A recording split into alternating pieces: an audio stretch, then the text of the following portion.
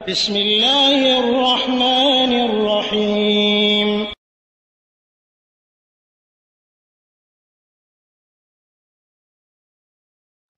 ওয়ালাইকুম আসসালাম ওয়া রাহমাতুল্লাহি ওয়া বারাকাতুহু।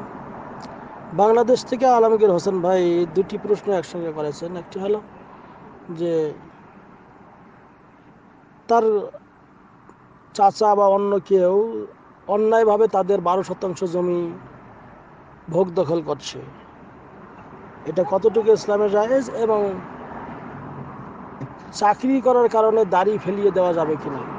আলহামদুলিল্লাহ ওয়াসসালাতু ওয়াসসালামু আলা রাসূলিল্লাহ, আম্মা বাদ। সম্মানিত ভাই, জুলুম একটা এমন অপরাধ যেটা আল্লাহ রাব্বুল আলামিন তার নিজের উপরে হারাম করেছেন।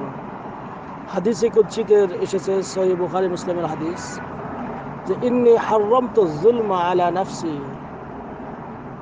ওয়া জাআলতুহা বাইনাকুম মুহাররামা, আও কামা ক্বালা আলাইহিস সালাতু ওয়াসসালাম। যে আল্লাহ নবী সাল্লাল্লাহু আলাইহি ওয়াসাল্লাম বলেছেন, এটা হাদিসে কুদসি বলা হয়, যে আমি আমার নফসের উপর জুলুম করা হারাম করেছি এবং সেটা তোমাদের মাঝেও হারাম করে দিলাম। অতএব তোমরা পরস্পরের উপর জুলুম করবে না, অন্যায় করবে না। আর কেউ যদি ইয়েতিমের মাল খায়, কোরআনুল কারীমে এক আয়াতে আল্লাহ বলেছেন, ইন্নামা ইয়াকুলুনা ফি বুতুনিহিম নারা, তারা তাদের পেটের মধ্যে আগুন ঢোকায়।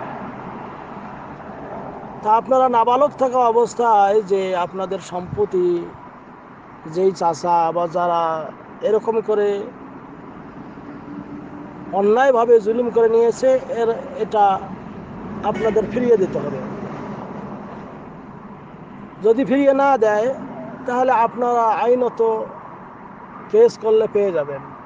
তাও যদি না করেন, যদি আপনারা মাফ করে দেন, তাহলে এটা ভালো, আলহামদুলিল্লাহ, উত্তম।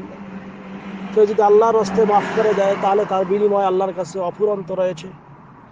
আর যদি আপনারা মাফ করে না দেন, তাহলে কিয়ামতের দিন আল্লাহ রাব্বুল আলামিন আপনাদেরকে এর বিনিময় নিয়ে দেবেন। কারণ হাদিসে এসেছে, আল্লাহ নবী সাল্লাল্লাহু আলাইহি ওয়াসাল্লাম একদা বললেন, আতাদরুনা মানিল মুফলিস, তোমরা কি জানো আমার উম্মতের মধ্যে সবচেয়ে গরিব মানুষ কে? সাহাবায়ে কেরাম বললেন, যার টাকা পয়সা নেই তাই তো গরিব। তিনি বললেন, না, আমার বান্দাদের মধ্যে সবচেয়ে গরিব মানুষ হবে সেই যে নামাজ, কালাম, রোজা, হজ, যাকাত করে, পাশাপাশি অন্যকে জুলুম করে, কাউকে মারে, কাউকে আঘাত করে, কারো গীবত করে। এই হলো সবচেয়ে গরিব মানুষ। কিয়ামতের দিন যখন আসবে, এই পাওনাদাররা, আল্লাহ রাব্বুল আলামিন ওয়াদা করেছেন যে পাওনাদারের পাওনা নিয়ে দেবেন। এখন সেখানে কোনো টাকা পয়সা কিছুই থাকবে না। কাজেই এনার যে সওয়াবগুলি আছে, যে নামাজ পড়ে, কোরআন পড়ে, ছেলে মেয়েদেরকে কোরআনের হাফেজ বানিয়েছে, কত কি বললেন আপনি, ভালো কথা, কিন্তু এই সওয়াবগুলি চলে যাবে, পাওনাদারকে দিতে হবে। এরপরেও যদি তার পাওনা না মেটে, তাহলে আরও পাওনাদার থাকলে অন্যের গোনা নিয়ে এসে তাকে দেয়া হবে। তাহলে কত বড় কঠিন কথা। আর এক হাদিসে এসেছে, মানে ইকতাতা আশবরাম মিনাল আরদি যুলমা তাওয়াকাহুল্লাহু ইয়াওমাল কিয়ামাতি মিন সাব'i আরদিন, যে ব্যক্তি জুলুম করে অন্যের মাল, 1 বিঘত পরিমাণ জমিন অন্যায়ভাবে নেবে, কিয়ামতের দিন 7 তবক 7 স্তরের জমিন তার গলায় আল্লাহ পেঁচিয়ে দেবেন। নাউযু বিল্লাহি মিন যালিক। আর একটা হাদিস এসেছে, সহিহ মুসলিমের হাদিস, যে লাআনাল্লাহু মান গায়্যারা মানারাল আরদ, ওই ব্যক্তির উপর আল্লাহ লানত করেন যে ব্যক্তি জমির সীমানা বা জমির আইল ঠেলাঠেলি করে। আইল কত, আইলের মধ্যে, সীমানার মধ্যে কতটুকু জমি থাকে, এটার মধ্যেই এই কাজটি করলেই আল্লাহর লানত, সহিহ মুসলিমের হাদিস।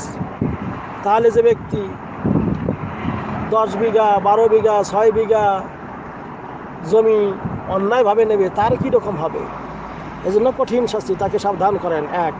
আর দ্বিতীয়ত কথা, দাড়ি রাখতে হয়, দাড়ি একটা রাখা ওয়াজিব। নবী করিম সাল্লাল্লাহু আলাইহি সাল্লাম দাড়ি রাখা সম্পর্কে প্রায় 5-7 প্রকার শব্দ বলেছেন। ইফুল্লুহা, ওয়ারখুল্লুহা, ওয়ফিরুল্লুহা, ওয়াতরুকুল্লুহা, দাড়ি ছেড়ে দাও, দাড়ি লম্বা করো, দাড়ি বাড়াও, অনেক শব্দ এসেছে। আর এখানে যে আদেশ হচ্ছে, ক্রিয়াটা হলো ওয়াজিব। এখন চাকরি করার কারণে আপনার ওই আল্লাহর ওয়াজিবকৃত একটা কাজ পরিহার করলেন, এটা কবিরা গুনাহের কাজ। কাজে এর থেকে তওবা করতে হবে, ইস্তেগফার করতে হবে। এরপর আরেকটি কথা, সেটা হলো কি, মানুষের রিজামন্দির জন্য আল্লাহর বিরোধিতা করা জায়েজ নেই। যেমন বলা হয়েছে লা তাআতা লিমাখলুক ফি মাসিয়াতিল খালিক, আল্লাহর বিরুদ্ধাচরণ করতে যে কোনো মাখলুকের কথা মানা যাবে না। বাবা মাও যদি এরকম করে তাহলে মানা যাবে না। এমনকি বাবা মার আনুগত্যের ক্ষেত্রে বলা হয়েছে যে বাবা মা যদি শিরক করতে বাধ্য করে, সেটা ফালা তুতিউহুমা, শিরকের কথা মানবে না, তবে ওয়াসাহিবহুমা ফিদ দুনিয়া মারুফা, দুনিয়ায় ভালোভাবে উত্তম আচরণ করবে। তো যাই হোক, যে ব্যক্তি কাজ করেছে সে অন্যায় করেছে, তওবা ইস্তেগফার এখন করতে হবে এবং নতুন করে দাঁড়িয়ে রাখা শুরু করতে হবে। আশা করি ক্লিয়ার হয়েছে। হাযা আল্লাহু আ'লাম বিসওয়াব ওয়া সাল্লাল্লাহু আলা নবিয়িনা মুহাম্মদ। আসসালামু আলাইকুম ওয়া রাহমাতুল্লাহ।